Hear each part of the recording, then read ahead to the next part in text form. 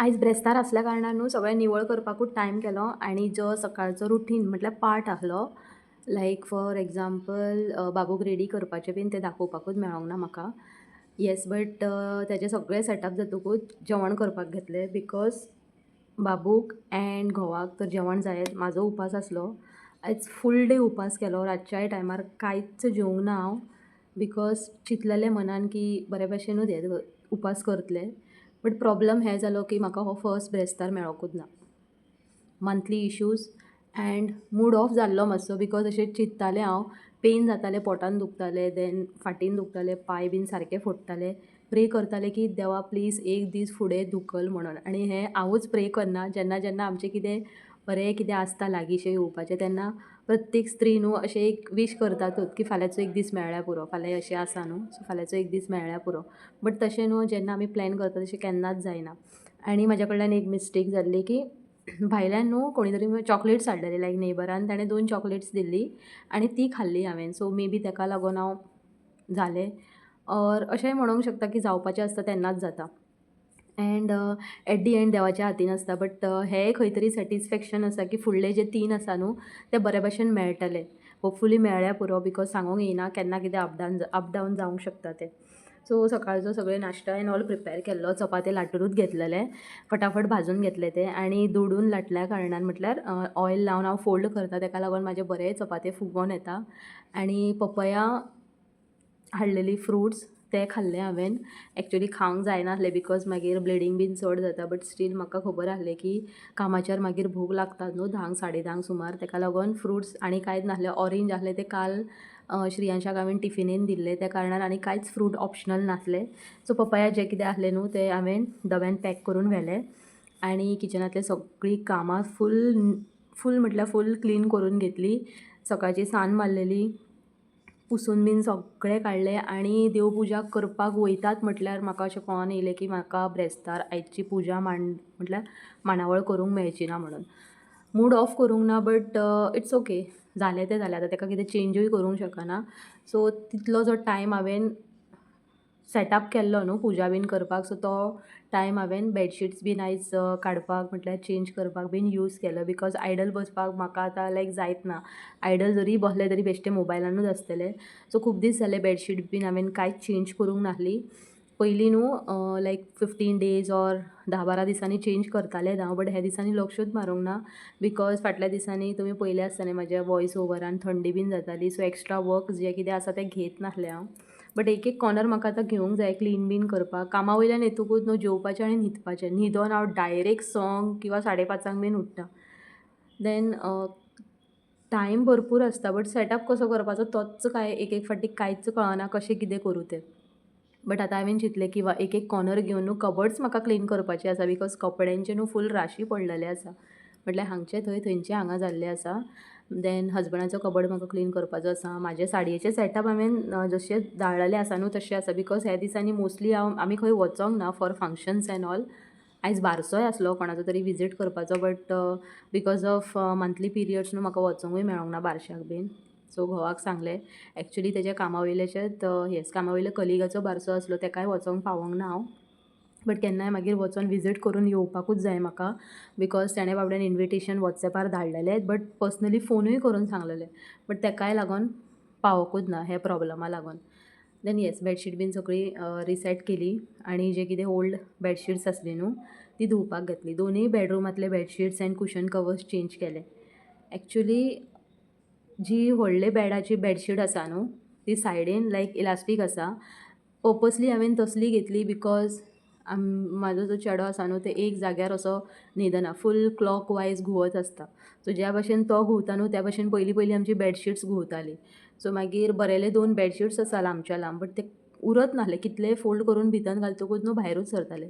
सो तेका लागून आनी मागीर पयशे घालून मागीर इलास्टीकचे हे बेडशीट्स हाडले आनी आतां बऱ्या भशेन ते सेट आसता. म्हटल्यार ह्या वाटेन त्या वाटेन जायना. जस्ट डेली लायक सान मारून वयल्यान झाडून काडटा तितलेंच काम आसता म्हजें. देन येस सेकंड बेडरुमाची बेडशीट चेंज केली. ही जी दुसरी बेडशीट आसा न्हू ती दिसोंक खूब म्हटल्यार खूब बरी दिसता. डिझायन बीन म्हाका खूब लायक जाता. क्वॉलिटी जाल्यार अप्रतीम आसा. बट म्हाका न्हू शॉर्ट जाली ती, म्हटल्यार फूल लाक्की अशी पावना, तितल्याकूच आसा ती, जितले म्हजे बेडशिटाची गादी आसा न्हू तितल्याकूच आसा.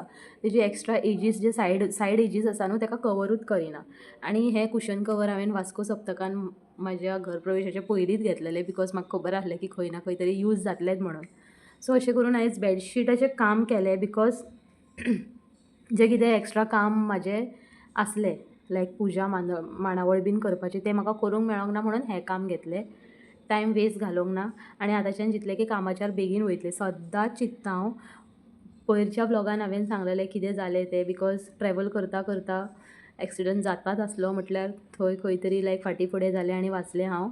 बट ताज्या मागिरूय न्हू हांव सारकें 9:00 भायर सरलें. कितलेंय म्हटल्यार कितलेंय ट्राय करुनूय हांव, म्हाका लेट जातातूच. बट हांवें चिंतलेलें की ना, खंय तरी मातशें बेगीन भायर सरतलें. बट हें सगळें चिंत्ता आसतना तेन्ना तशें जायत ना. बेडशीट चेंज करता आसतना एक हांवें काम कितें केलें की गॅसीचेर दूद दवरलें आनी हांगा बेडशीट चेंज करपाक लागलें. तें दूद उखळोन न्हू सकयल वतलें आनी गॅस बंद जाली आनी फूल गॅशीचो वास न्हू किचनान आसलो.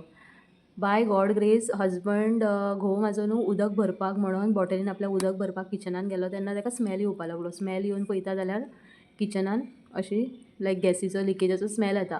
सो ताणें फटाफट सिलिंडर सकयल्यान बंद केलो एण्ड ताणें म्हाका कांयच म्हणूंक ना. हांवें म्हाका म्हटलें उपास आसा म्हणून दूद दवरलेलें रे, आनी तें उखळोन सकयल पडलें, ताका लागून गॅसीचो म्हटल्यार वास येता आसतलो. बट ताणें कांय म्हणूंक ना. ताकाय खबर आसलें की हांव त्या बेडरुमान दोनूय बेडरुमान बिजी आसलें बेडशीट्स एण्ड ऑल चेंज करपाक. देन कितें केलें दुसरें आनी दूद घातलें भितर, बरें गरम केलें आनी तें न्हेवपाक दवरलें सायड बाय सायड. मागीर रेडी जालें. त्या म्हणसर 10-15 मिनटां आसलीं म्हाज्या फुड्यान, ताका लागून रेडी जालें. आनी कामाक वयच्या पयलीं न्हू सगळे विंडोज एण्ड ऑल सगळें बंद करता, बिकॉज ह्या दिसांनी खूब चोरयो जाता. काल राती आमी भिलीं, बिकॉज सारकी न्हू 1:45 सुमार उदकाचोच आवाज येवपाक लागलो. आमी चिंतूंक लागलीं लायक उदकाचो आवाज येता कित्याक.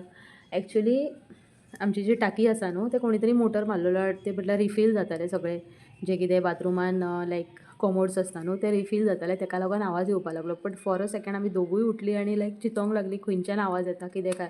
बट मागीर अनदर सेकंड घोवाक रिकॉगनायज जालें की हें उदक रिफील जावपाचोच आवाज आसा म्हणून. सो फटाफट रेडी बीन जालें. आयज न्हू फक्त लोशन एण्ड सनस्क्रीम लायली. एक्चुली सनस्क्रीम लायतकूच ग्लो दिसता तोंडाचेर, बट न्हू सगळें चिकचिक चिकचिक तोंड जाता. ड्रायव बीन करता आसतना बारीक केंस आसता न्हू ते फूल चिकटोनूच रावता. हो आयचो एक्सपिरियन्स आसलो. ताच्या वयर पावडर लावंक ना जाल्यार मागीर ओन्ली सनस्क्रीम लायतकूच मागीर अशें जाता तें. सो रेडी जालें कामाक वचोंक भायर सरपाक आनी येस ड्रेसींग टेबल बीन बरें क्लीन केलें वयच्या पयलीं, बिकॉज ही आनी म्हाका सद्दां तापसाणी नाका. कित्याक घोव म्हाजो म्हणटा की उबें रावन जेन्ना आमी ड्रेसअप करता स्वताक आमी रेडी करता, बट एट दी एंड तो मॅसी पळोवन न्हू बेजार येता म्हणटा तो. सो हो जो वायपर आसलो न्हू तो सायडीनूच दवरलेलो. बरें सगळें सेटअप बीन केलें, जें कितें लोशन ऑयल देन परफ्युम्स आसा, म्हाजीच जायती वस्तू आसा थंय, ते सगळें सेटअप केलें आनी बरे भशेन दवरलें, पुसून बीन दवरलें. बिकॉज पावडरूच चड पडलेली आसता थंय, ताका लागून चड तें टेबल घाण दिसता. बट पॉलीश मारलेली आसा न्हू, सो एक वायपान न्हू बरें चकचकीत दिसता. म्हणून म्हाका तें ड्रेसींग टेबल खूब म्हटल्यार खूब लायक. म्हाका न्हू बरें सजोवपाचें आसा ताका कितें कितें घालून अशें लायक डुप्लिकेट म्हणटा न्हू लिव्साचें कितें ऑर्डर बीन करपाचें आसा.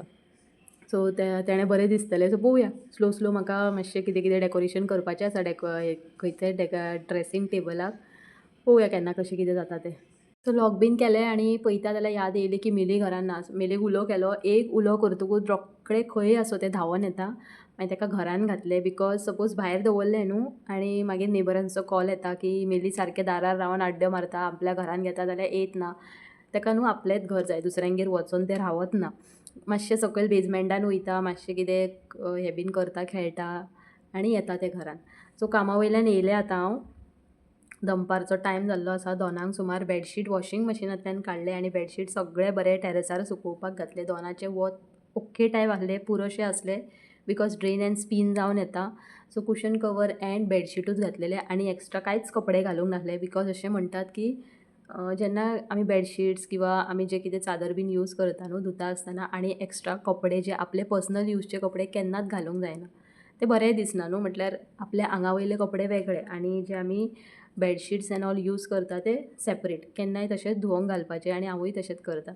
सो आयज येस रातच्या टायमाचेर नॉट रातच्या टायमार सांजेची 6 जाल्ली आनी कांयच तयारी जावंक नासली बट फटाफट न्हू दोगांयनी सगळी मांडावळ केली सादी सिंपलशी तशी मांडावळ केली. सो आयचो ब्रेस्तार दोगांयनी केलो आनी म्हणटा तशें की लक्ष्मी पुजन केल्लें ब्रेस्तार केल्लें केन्नाच सोडूंक जायना.